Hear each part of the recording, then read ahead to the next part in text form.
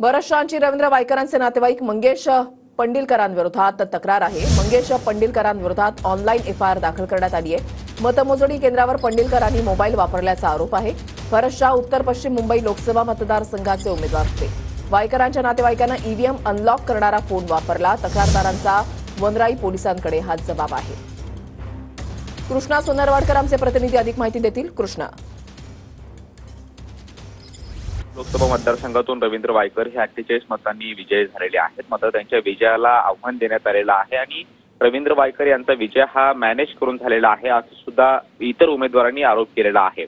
त्याचबरोबर बरेचशा जे उमेदवार होते त्यांनी ही वनराई पोलीस ठाण्यामध्ये तक्रार केलेली होती। मात्र तहसीलदारांच्या फिर्यादीवरून हा गुन्हा दाखल करण्यात आलेला आहे आणि यामध्ये रवींद्र वायकर यांचे नातेवाईक मंगेश पंडिलकर, त्याचबरोबर ईव्हीएम मशीनचा जो ऑपरेटर होता दिनेश गुरव याला आरोपी बनवण्यात आलेला आहे आणि आरोपी दिनेश गुरव वापरत असलेला मोबाईल हा ईव्हीएम अनलॉक करण्यासाठी जो ओटीपी जनरेट केला जातो तो मोबाईल असल्याचं सुद्धा तपासामध्ये समोर आल्याचं आता पोलिसांच्या तपासामध्ये आढळून आलेलं आहे।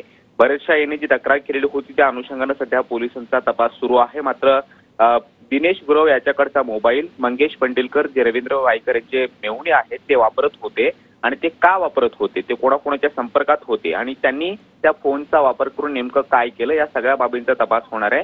भरत शहा त्याचबरोबर सुरेंद्र अरोरा या दोघांनीही पहिल्यांदा तक्रार केलेली होती आणि त्या अनुषंगानं त्यांनी सुद्धा ईव्हीएम अनलॉक करणारा फोन हा रवींद्र वायकर यांच्या नातेवाईकांनी वापरलेला असल्याचं सुद्धा सांगितलेलं आहे। त्यामुळे येत्या काळात तपासामध्ये काय काय होतं हे पाहणं महत्त्वाचं असणार आहे। नक्कीच, धन्यवाद कृष्णा दिलेल्या सविस्तर माहितीसाठी।